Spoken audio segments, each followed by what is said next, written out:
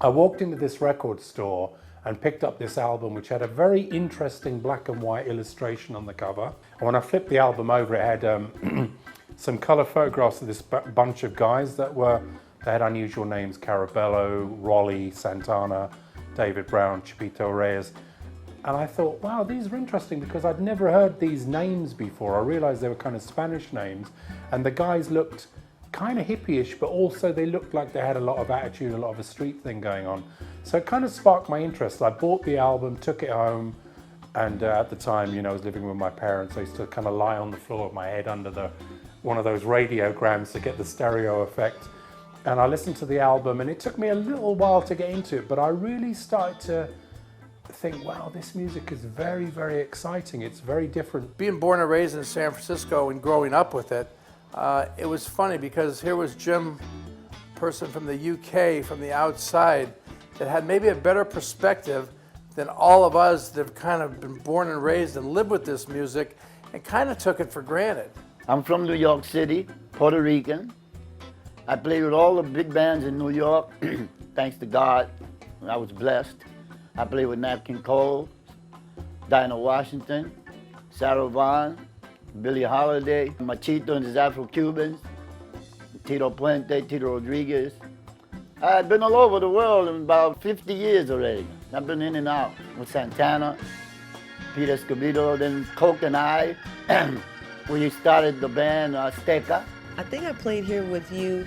I don't know if it was Azteca or not. It might have been, but we played here in San Francisco for Mayor Moscone, and you were telling me, you were telling me to take a solo, and I looked at you like, what is taking a solo? And you're telling me to play from your heart. So I just closed my eyes. I started playing. It just felt like such an overwhelming experience. I mean, I just went somewhere else musically, and I had never done that or experienced that before. And then when I opened my eyes, people were just going nuts and crazy and standing ovation, and I looked at Pops and I just had chills, and I was just overwhelmed with this feeling of joy and excitement. So when we were backstage after, I told Pops, like, wow, I mean, what happened? And this was amazing, it was crazy, and he hugged me, and we kind of started crying a little bit because he just basically said, I mean, really, I had no idea, I can't even deny that you do what you do. I mean, that's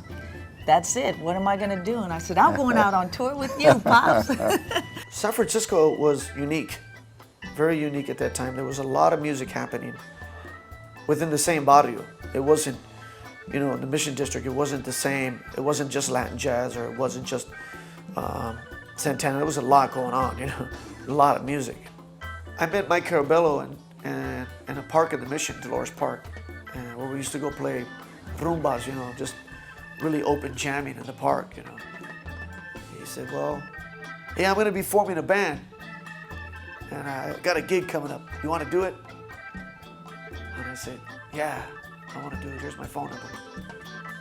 But there's nothing like hearing your answer machine and the voice of Mike Carabello's on your answer machine saying, hey man, this gig is this one, and we're gonna rehearse, and call me back if you want to do it. I was like, I kept that message forever, man. Woo!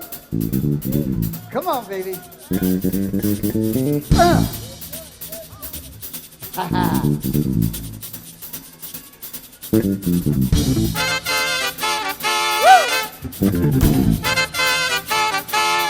Say it.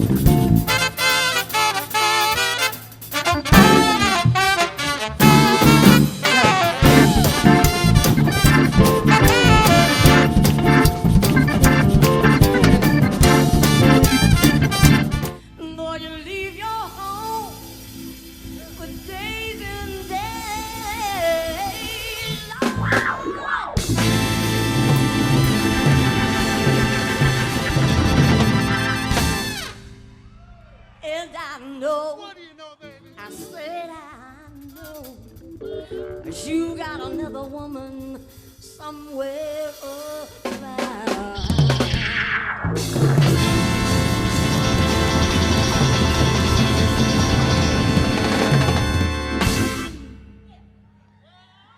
But hey, I'm a good woman.